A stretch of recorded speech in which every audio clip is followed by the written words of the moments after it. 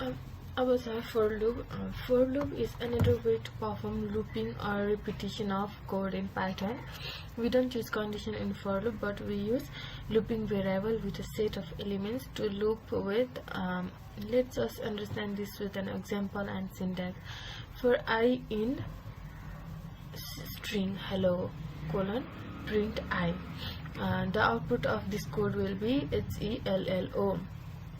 Basically, it goes through all the element in the string hello, and I is the temporary looping variable that carries individual element in every round.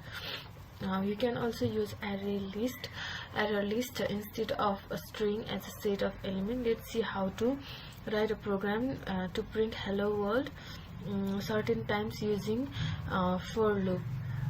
This code for I in 1 2 3 4 5 print hello world. This code will print hello world 5 times because the length of this string 1 2 3 4 5 which looping variable will go through is 5. So the loop will run for 5 round, and the code in it will be executed 5 times.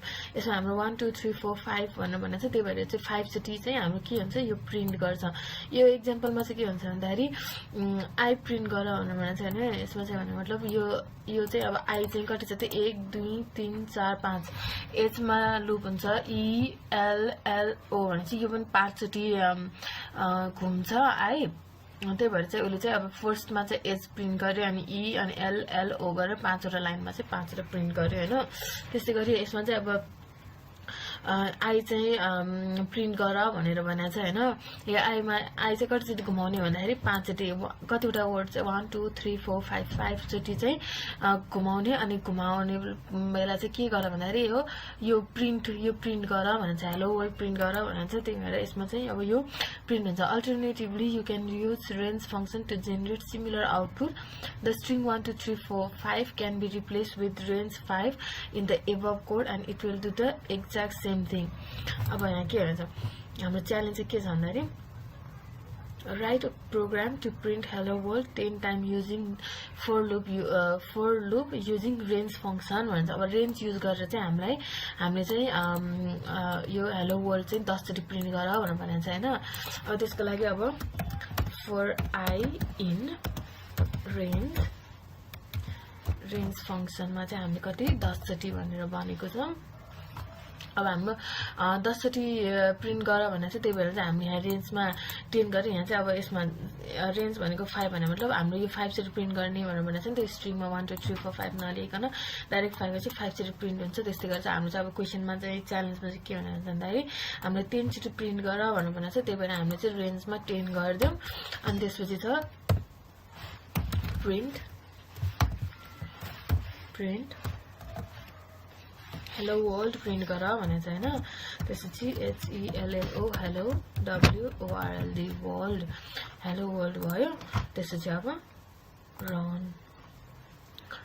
Run गरेपछि चाहिँ अब हाम्रो यसमा चाहिँ error देखायो. किन भन्दाखेरि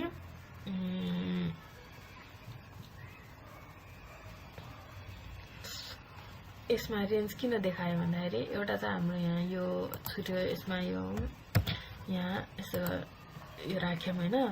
अनि त्यसपछि रन गरौँ. अनि अर्को भनेको यहाँ हाम्रो कोलन छुट्यो हैन. कोलन छुटिसकेपछि चाहिँ त्यहाँ अब जस्तै हाम्रो अरू प्रोग्रामहरुमा चाहिँ ब्र्याकेट ओपन गरे जस्तै यसमा चाहिँ कोलन ओपन हुन्छ. अनि त्यसपछि HELLO hello WORLD world and exclamatory sign हाम्रो क्वेशनमा दिन्छ एक्सक्लामेटरी साइन छ. त्यही चाहिँ हामी 10 टाइम्स हुने भयो. त्यही भएर हामीले रन अल टेस्ट पास भनेको छ हैन. टेस्टमा चाहिँ के भयो अब हाम्रो 10 चोटि हेलो वर्ल्ड चाहिँ प्रिन्ट भयो. यस्तै भयो हाम्रो चाहिँ अब यो फोर लुप युज गरेको भयो.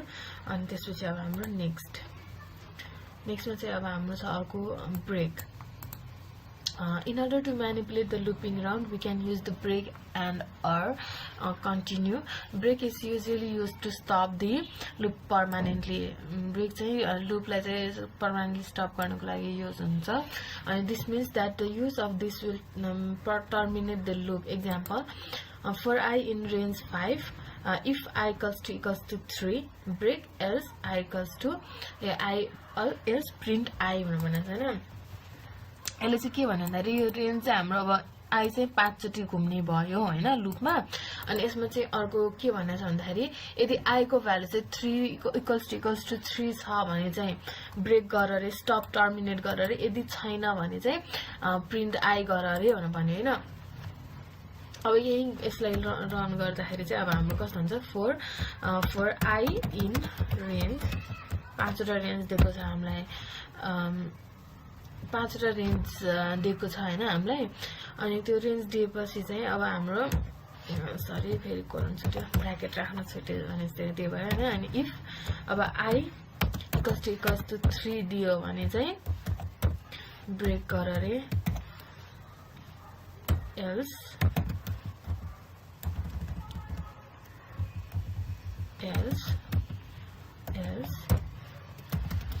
प्रिन्ट आई गर भनेको छ। यो यसमा चाहिँ नमिल्न सक्छ किनभने यो चाहिँ हाम्रो च्यालेन्जको लागि भनेर बनेको यो त्यसको लागि एडिटर हो। यसमा चाहिँ अब यहाँ एरर आउन सक्छ हैन। तै पनि अब एकचोटि रन गरि हेरौँ। यहाँ रन गर्दाखेरि चाहिँ अब यसरी आउटपुट चाहिँ हाम्रो के आयो 0 1 2 भनेर यति आयो। अब सपोज हाम्रो चाहिँ अब इक्वल्स टु 2 भएको भए चाहिँ अब आई को भ्यालु चाहिँ अब 2 सम्म पुगिसकेपछि चाहिँ हैन, सेकेन्डसम्म 2 सम्म लुप भइसकेपछि चाहिँ यसले चाहिँ अब स्टप गरेर हाम्रो चाहिँ के प्रिन्ट गर्छ 0 र 1 मात्रै प्रिन्ट गर्छ। जस्तै हो यसरी 0 र 1 मात्रै प्रिन्ट गर्छ। अब यहाँ 4 राख्यो भने रन गरौँ, 1 2 3 सम्म प्रिन्ट गर्ने भयो यो हैन, 0 1 2 3 सम्म प्रिन्ट गर्ने भयो। अनि हो त्यस्तै भयो हैन। अनि त्यसपछि अर्को छ अब इन राउन्ड 3 इफ द त्यही भनेको in round 3 the if condition will be valid and it will terminate a consecutive run because of the use of break। अब हाम्रो चाहिँ त्यही अब 3 सम्म दिएको छ भने चाहिँ 3 सम्म चाहिँ त्यो गर्छ अनि 3 पुगिसकेपछि यसले ब्रेक गर्छ, टर्मिनेट गरिदिन्छ भनेर भन्न खोज्यो हैन। यो चाहिँ अब लुपलाई हामीले चाहिँ अब 3 मै स्टप गरिदियो, पर्मानेन्टली स्टप गरिदियो यो ब्रेक राखेर चाहिँ। अनि त्यसपछि अर्को छ अब च्यालेन्ज दिएको छ हामीलाई के भन्छ write a program that loops through the string hello world and break the loop when the letter is o भनेर भनेको छ हैन। लेटर चाहिँ o पुगिसकेपछि चाहिँ यसमा चाहिँ हाम्रो ब्रेक गर भनेर भनेको छ। अब यसमा चाहिँ हाम्रो के राख्नु पर्यो भन्दाखेरि यहाँ हाम्रो स्ट्रिङ राख्नु पर्यो HELLO hello WORLD hello world भनेर स्ट्रिङ राख्यो। अनि त्यसपछि कुन टाइममा हामी चाहिँ एन्ड स्टप गर भन्दाखेरि जब चाहिँ लेटर चाहिँ ओ मा हुँदाखेरि चाहिँ अब ब्रेक गर नभए अनि प्रिन्ट गर भनेर भनेको छ। अब हाम्रो चाहिँ यो प्रोग्राम रन गरौँ। रन गरिसकेपछि चाहिँ अब एक्सपेक्टेड आउटपुटसँग चाहिँ म्याच हुनुपर्छ। ओ सरी यता हाम्रो चाहिँ के छुट्यो भन्दाखेरि यो छुट्यो। अब रन गरौँ। एक्सपेक्टेड आउटपुट हाम्रो आउटपुट र एक्सपेक्टेड आउटपुट चाहिँ म्याच भयो। त्यही भएर हाम्रो चाहिँ यसरी नै अब हामीले चाहिँ अब यसलाई यसरी ब्रेक युज गर्न सक्छौँ हैन। यसमा चाहिँ अब स्ट्रिङ यो पनि रहेछ, एक्सक्लामेटरी साइन पनि रहेछ, एक्सक्लामेटरी पनि राखेर अब रन गरौँ। यो चाहिँ यतै स्टप भएर आउने हुन्छ हैन। मिल्यो, सक्सेस भनेर आयो, सक्यो। अब अर्को छ कन्टिन्यू भनेको चाहिँ ब्रेकको उल्टो भन्नाले नि अब के भन्छ सपोज कुनै राउन्ड चाहिँ हामीले अब स्टप गर्ने चाहिँ होइन कन्टिन्यू भनेको चाहिँ, तर सपोज कुनै स्टेप चाहिँ हामीले स्किप गर्नु छ त्यस्तो भने चाहिँ हामीले ब्रेक युज गर्छौँ। जस्तै अब कन्ट्रारी टु ब्रेक यो भनेको चाहिँ कन्टिन्यू भनेको चाहिँ contrary to break however it is use to skip the current round only. जस्तै अहिले चाहिँ करेन्ट राउन्ड चाहिँ स्किप गर्नको लागि चाहिँ युज हुन्छ भनेको छ हैन। जस्तै अब हामी चाहिँ रेन्ज 5 दिएको छ भने अब यदि आई इक्वल्स टु 3 भयो भने चाहिँ कन्टिन्यू गर, यदि भएन भने चाहिँ आई गर प्रिन्ट गर भनेर भनेको छ हैन। त्यसको मतलब अब हाम्रो 5 चोटि रेन्जमा जाने भयो। अब जब चाहिँ उसले 3 आई चाहिँ थर्ड चोटि लुप गर्छ तब चाहिँ उसले चाहिँ त्यो लाइनलाई चाहिँ स्किप गरेर चाहिँ त्यो स्टेटमेन्टलाई स्किप गरेर चाहिँ नेक्स्ट प्रिन्ट गर्छ। अनि त्यसै अब the output of the code will be जस्तै अब यसमा 0 1 2 अब त्यसपछि अब थर्ड उसमा पुग्दाखेरि चाहिँ यसले चाहिँ के गर्यो भन्दाखेरि अब यता कन्टिन्यू गरेछ त्यही भएर चाहिँ उसले यो यसमा चाहिँ यो थर्डवाला चाहिँ स्किप गरेर चाहिँ अब नेक्स्टवाला यो प्रिन्ट आयो भने चाहिँ नेक्स्ट भनेको फोर्थमा पुगेर चाहिँ त्यो प्रिन्ट गर्यो होइन त्यो थर्डवाला स्टेप चाहिँ स्किप गर्यो त्यसले अनि त्यसपछि in round 3 if the if condition will be valid and it will skip the current round because of the use of the continue त्यही भन्यो अब यसमा के छ write a program to loop through this string Python programming and skip the round if the letter is G भनेर भनेको छ होइन अब यसको लागि के गर्नु फर आई इन हाम्रो के त Python programme PYTHON Python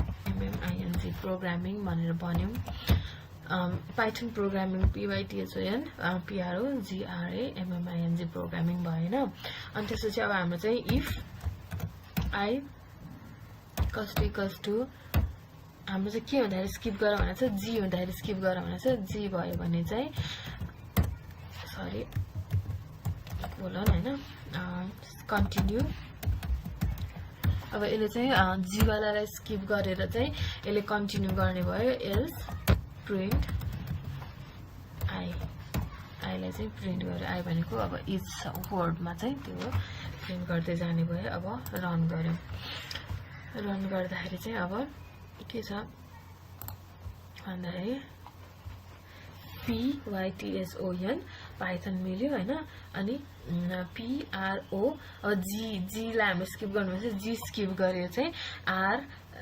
PRO जी नलेखिकन चाहिँ जी स्किप गरेर चाहिँ RAMMIN भन्यो फेरि जी आएपछि जी लाई फेरि स्किप गर्यो हैन त्यसरी चाहिँ अब यो प्रोग्रामिङ डिसिजन मेकिङमा चाहिँ अब हामीले चाहिँ यति के पढ्छ while loop for loop break र कन्टिन्यू ब्रेक भनेको चाहिँ पर्मानेन्टली स्टप गर्ने भयो कन्टिन्यू भनेको चाहिँ त्यही अब स्किप गर्नको लागि भयो त्यति नै भयो